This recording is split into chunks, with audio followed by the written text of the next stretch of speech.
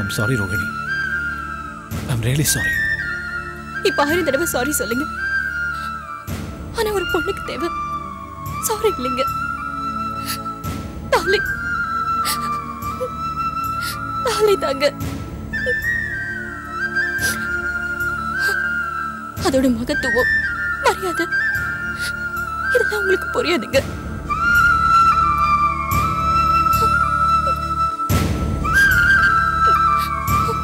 ரோஹிணி, அழாதம்மா ப்ளீஸ். என் கழுத்துல தாலி ஏறுமோ இல்லையோ, அந்த பாக்கியம் எனக்கு இருக்கோ இல்லையோ, அது அந்த ஆண்டவனுக்கு தான் வெளிச்சம். சரி, அதை விடுங்க. அப்பாவும் பிள்ளையும் ஏங்க இப்படி இருக்கீங்க? உங்க அப்பா நாக்குல நரம்பு இல்லாத மாதிரி என்னெல்லாமோ பேசுறாரு. ஒரு பொண்ணு, அதுவும் தன் மகன் கட்டிக்கிட்டவள ஒரு மனுஷனு கூட பார்க்காம இப்படி இல்லாம பேசுவாங்க. ரோஹிணி, அங்க இருந்த 1 மணி நேரத்துல எங்க அப்பாவை பத்தி அப்படி என்ன தெரிஞ்சுக்கிட்ட? எல்லாம் தெரிஞ்சுக்கிட்டேன். உங்க அப்பா ரொம்ப மோசம். என்ன மோசம்? என்ன யாருன்னு கூட தெரியாது. ஆனா அபிராமி அக்கா அறிமுகப்படுத்தினதும் என்ன சீஃப் கெஸ்ட்னு சொல்லி பெருமைப்படுத்தினாரு, மரியாதை கொடுத்தாரு, என்ன மகனு கூட பாராட்டினாரு. அது தப்பா? அது தப்பு இல்லைங்க. ஆனா சம்பந்தமே இல்லாத என்ன பாராட்டினாரு. ஆனா அந்த வீட்டுக்கு மருமகளா வந்த சாந்திய அபிராமி அக்கா கிட்ட சொல்லி அந்த ஃபங்க்ஷன்ல கலந்துக்க கூடாதுன்னு சொன்னாரு. தாலி இல்லாம வந்த என்ன மகாராணிங்கிறாரு, தாலி கட்டிக்கிட்டு வந்தவள அமங்கலிங்கிறாரு. இது என்னங்க நியாயம்? இவ்ளோ பெரிய மனுஷனா இருக்காரு, கொஞ்சம் கூட பெருந்தன்மை இல்லையே.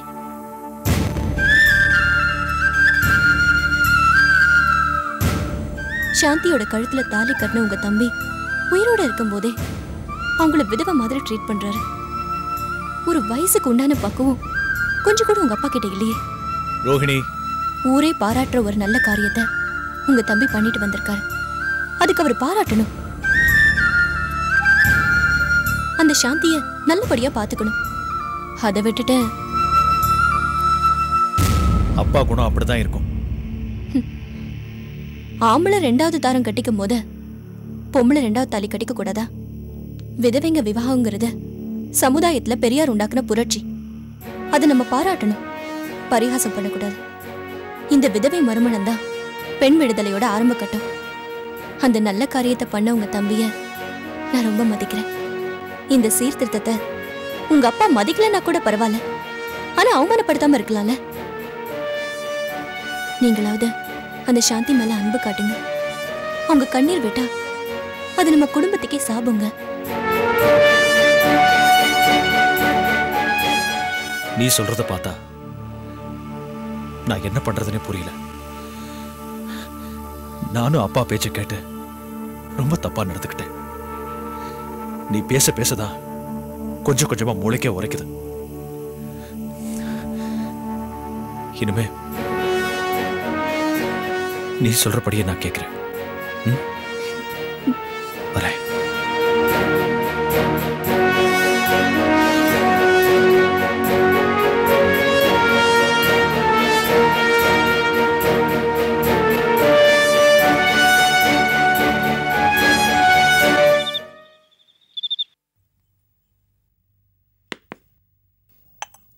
என்னங்க, இன்னைக்கு ஆஃபீஸ்ல லேட் ஆயிடுச்சா?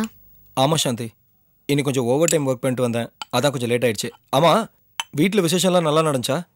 ஆமாங்க, இன்னைக்கு பூஜை நல்லா நடந்துச்சு. எல்லாரும் வந்திருந்தாங்க. வீடே கலகலப்பா இருந்துச்சு. எனக்கு பார்க்கறதுக்கு மனசுக்கு ரொம்ப சந்தோஷமா இருந்தது. நானும் கூட மாட வேலை செஞ்சேன். அப்படியா? கேட்கறதுக்கே சந்தோஷமா இருக்கு சாந்தி. வா சுவாதி, வா சாப்பிடுவா. இல்லண்ணா, நான் சாப்பிட்றதுக்கு வரல. உன்கிட்ட கொஞ்சம் பேசணும்.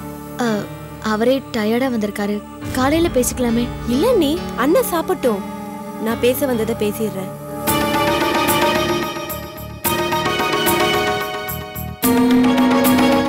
உள்ள சட்னி இருக்கு, கொஞ்சம் எடுத்துட்டு வரியா? அண்ணி ப்ளீஸ் என்னை பேச விடுங்க. அண்ணா, உங்களை நினைச்சா எனக்கு ரொம்ப பெருமையா இருக்குண்ணா.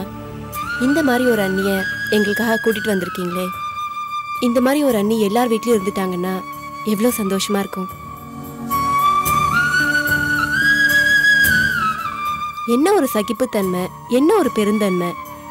அண்ணியை நினைச்சா எனக்கு ரொம்ப பெருமையா இருக்குண்ணா. எங்களை மாதிரி வாழ போற பொண்ணுக்கு அண்ணி ஒரு எக்ஸாம்பிள். மொத்தத்துல சொல்ல போனா பொண்ணுங்களுக்கே அண்ணி ஒரு லிவிங் எக்ஸாம்பிள். என்ன நீ எனக்கு சர்டிபிகேட் கொடுக்க தான் வந்தியா? மாடியில இந்திரா என்ன பண்ணிட்டு இருக்கான்னு கொஞ்சம் பாரு. இல்ல நீ, நான் இன்னும் முடிக்கல. நான் பேசிட்டு போறேனே. அண்ணா, அண்ணி இது வரைக்கும் உன்கிட்ட சொன்னதெல்லாம் உண்மைதான். ஆனா சொல்லாத ஒண்ணு இருக்கு.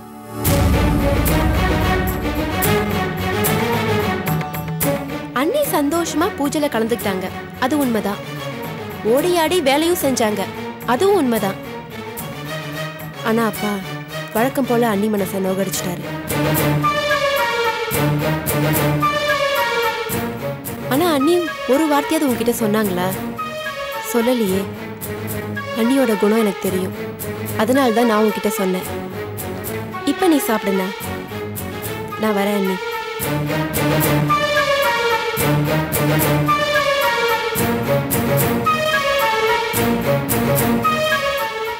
சாந்தி, உன்னை பத்தி என் தங்கச்சி பெருமையா பேசிட்டு போறத பார்த்தா எனக்கு என்ன பேசுறதுனே தெரியல.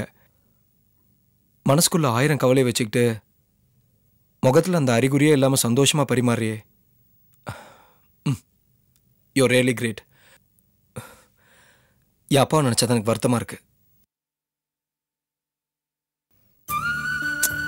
அத விடுங்க.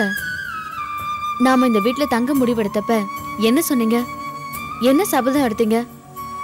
வீட்டுல உள்ளவங்க மனச அன்பால வெல்லணும், கோவப்படக்கூடாதுன்னு சொன்னீங்க. இப்ப எதுக்காக வருத்தப்படுறீங்க? மாமா கூட அவரா எதுவும் சொல்லல. அந்த அம்மா ஏதோ சொல்ல போவ அது அவரால் தாங்கிக்க முடியல. இத பாருங்க, நாம காட்டுற பொறுமையிலையும் சகிப்பு தன்மையிலையும் வீட்டுல உள்ள ஒவ்வொருத்தரா நம்ம மேல பாசம் காட்ட ஆரம்பிச்சிருக்காங்க. அம்மா ஏற்கனவே நம்ம மேல பிரியமா இருக்காங்க. ஸ்வாதியை பத்தி சொல்லவே வேண்டாம். ராஜா அண்ணன் என் மேலையும் உங்க மேலையும் ரொம்ப பாசமா இருக்காரு. இப்படியே நம்ம பொறுமையா இருந்தோம்னா மாமாவும் நம்மள மனப்பூர்வமா ஏத்துக்குவாரு. உன் நம்பிக்கைய நான் நம்புறேன் சாந்தி. முதல்ல உங்க 2 தங்கச்சியும் கல்யாணமும் நல்லபடியா நடக்கட்டும். அந்த 2 பொண்ணுங்க கழுத்துல நல்லபடியா தாலி ஏறி அவங்க புருஷன் வீட்டுக்கு வாழ போகணும்.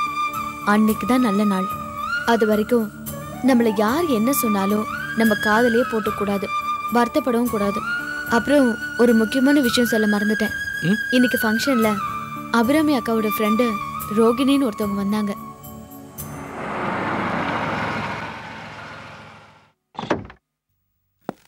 வணக்கம் சார். காரை பின்னாடி பார்க் பண்ணிடுங்க. சரி சார்.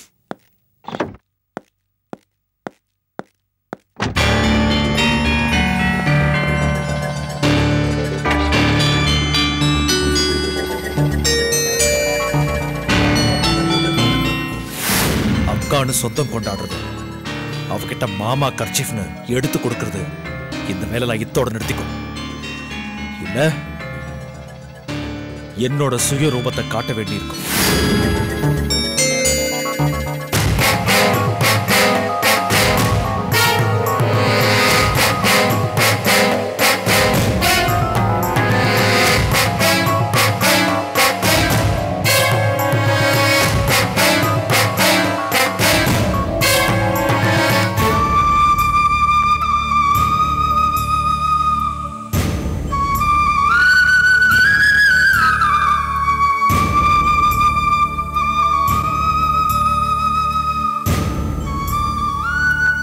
ஐம் சாரிடா.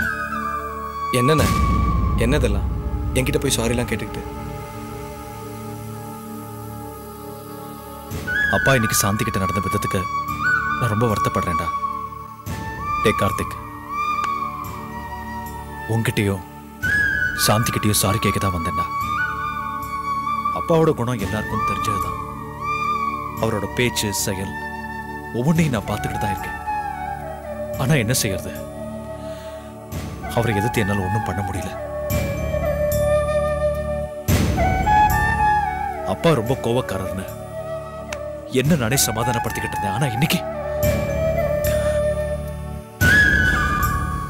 சுமங்கலி பூஜையில சாந்தி கிட்ட நடந்துகிட்ட விதம், இட்ஸ் டூ பேட்.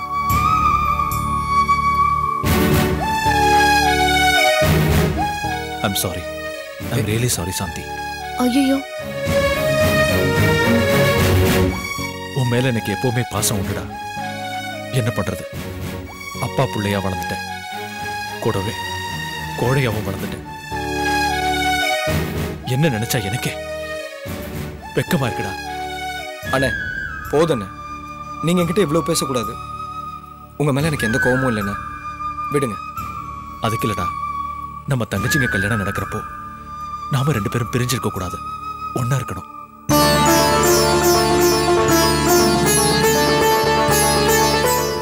நாம 2 பேரும் ஒன்னா இருந்து நம்ம தங்கச்சிங்க கல்யாணத்தை ஜாம் ஜாம் நடத்தும். இது வரைக்கும் நடந்ததெல்லாம் நீ மறந்துடலாம் ப்ளீஸ். இப்பதான் சாந்தி சொன்னா அதே மாதிரி பேசுறீங்கண்ணே.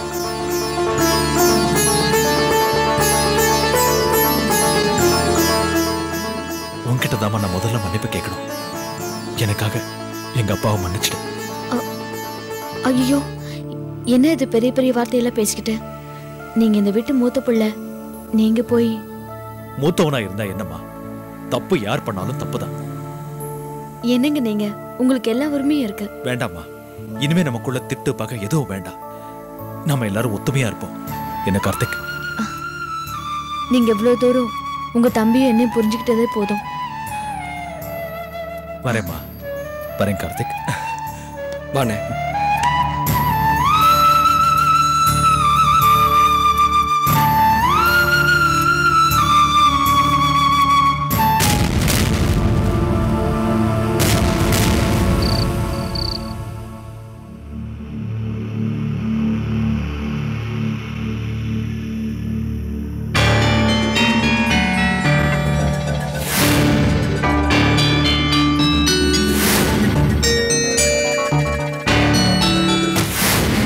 காஃபில சக்கரை சரியா இருக்கா?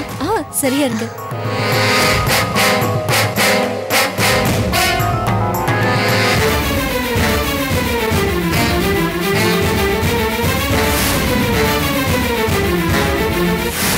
அக்கான சொந்தம் கொண்டாடுறது, அவகிட்ட மாமாவோட கர்ச்சீஃப்ல எடுத்து கொடுக்கறது, இந்த வேலையெல்லாம் இத்தோட நிறுத்திக்கோ.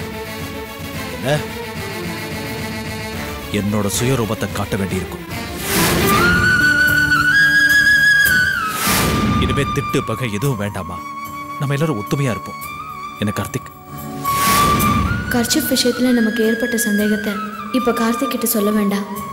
சொன்னா அண்ணன் தம்பிக்குள்ள இருக்கிற நெருக்கம் பாதிக்கப்படும்.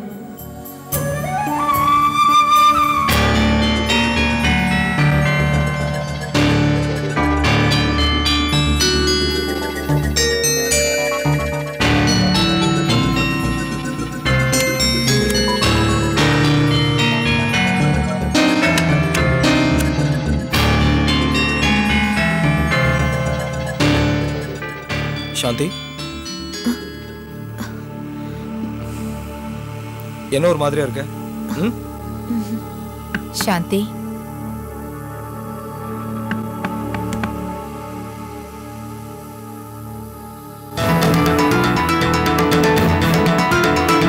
சாந்தி. அம்மா, உள்ள வாம்மா.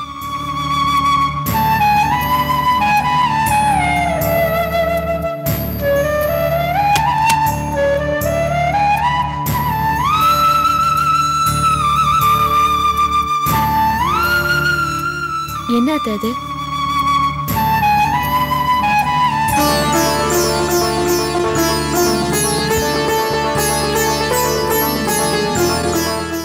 நடுகால 4 பேருக்கு முன்னாடி நான் உனக்கு செய்ய வேண்டிய மரியாதைய இப்படி யாருக்கும் தெரியாம பண்ண வந்திருக்கேன். நான் எவ்வளவு பெரிய பாவம் பண்ணியிருக்கணும்.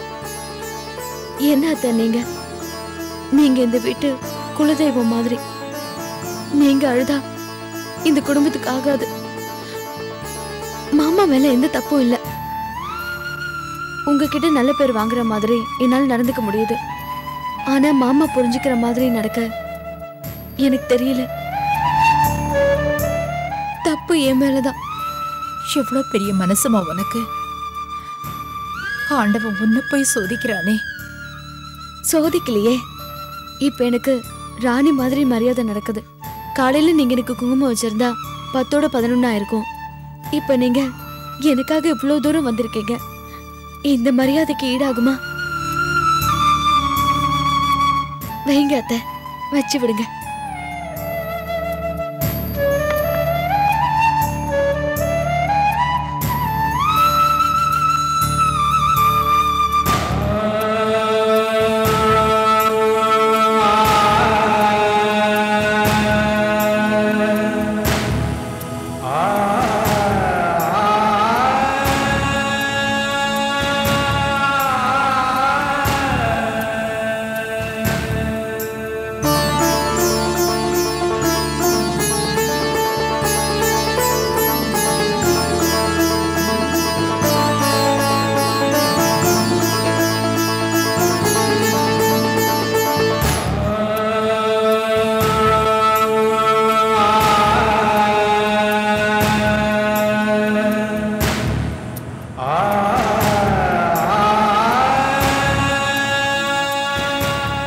சாந்தி,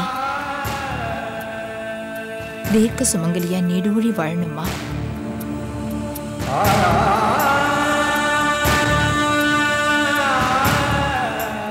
சீக்கிரமே உன்னோட நல்ல குணம் உன்னோட மாமாவுக்கு தெரிஞ்சு நாம எல்லாரும் ஒண்ணாகணும்.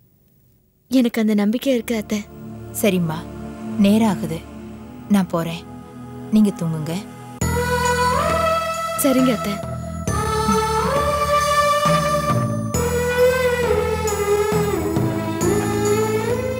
தேங்க்ஸ்மா. போடா.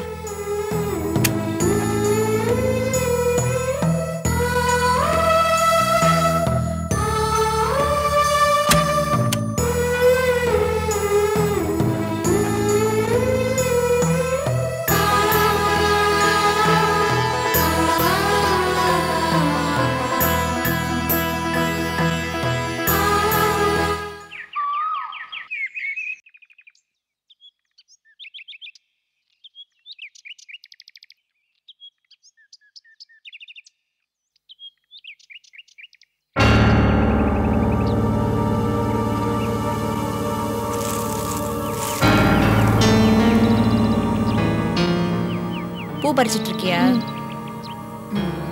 மாமாக்கு பூ பறிச்சு கொடு, மாமாக்கு மாத்திரை கொடு, சுமங்கலி பிரார்த்தனை வேலையெல்லாம் பண்ணு. நீ அதுக்கு தான் லாய்க்கு. எங்க விஷயத்துல கோட்டு விட்டுடுன. ஏன் இப்படி காலங்காத்தால கத்திட்டு இருக்க? இப்ப என்ன ஆச்சு? உன் ஐக்கியூ ஜிகே எல்லாத்தையும் தூக்கி சாப்பிடுவா போல இருக்கு உன் சக்காலத்தை சாந்தி. இன்னும் கொஞ்ச நாள் நமக்கு தெருக்கோடிதான். கரைப்பார் கரைச்சா கல்லும் கரையும் சொல்லுவாங்க.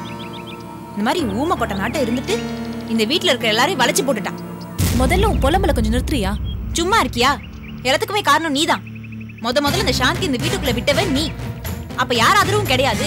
நீ வேணும் நாடகம் சூழ்ச்சி அப்படின்னு நானும் உன் பேச்சு கேட்டுட்டு மண்டை ஆட்டினேன். இப்ப என்னாச்சு? எல்லாமே தலைகீழா மாறி போச்சு. வரும்போது கேட்பாரா இல்லாம இருந்த சாந்திக்கு இப்ப கொஞ்சம் கொஞ்சமா எல்லாரோட ஆதரவும் வர ஆரம்பிச்சிருச்சு.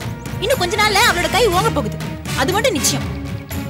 அன்னைக்கு அவளுக்கு ஆர்த்தி எடுத்தது இன்னைக்கு நமக்கே வந்து வினையா முடிஞ்சிருக்குக்கா. அந்த தப்பு நீ பண்ணிருக்க கூடாது. சரி, அதுக்கு என்ன இப்போ? இன்னைக்கு நிலைமை என்ன தெரியுமா? இந்த வீட்டுல ஒதுங்கி ஒதுங்கி போன உன் அத்தை, அதான் உன் மாமியார், இப்ப கொஞ்சம் கொஞ்சமா அவளுக்கு சப்போர்ட் பண்ண ஆரம்பிச்சாச்சு. சமைக்க விட்டாங்க, புது துணி வாங்கி கொடுத்தாங்க. மாமாவுக்கு தெரியாம மாமியார் மருமக உறவு நல்லாவே வளருது. அப்புறம் அந்த லிஸ்ட்ல வந்து சேர்ந்தா சுவாதி. அண்ணனுக்கும் அன்னைக்கும் அப்படியே பாசத்தை பொழிய ஆரம்பிச்சா.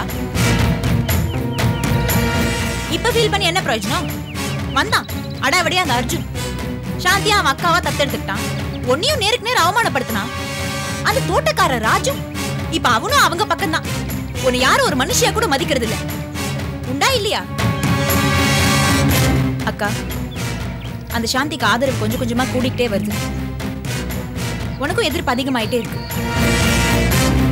இப்ப அந்த லிஸ்ட்ல கடைசியா சேர்ந்திருக்கிறது யார் தெரியுமா? உன் அருமை புருஷன் மதன்.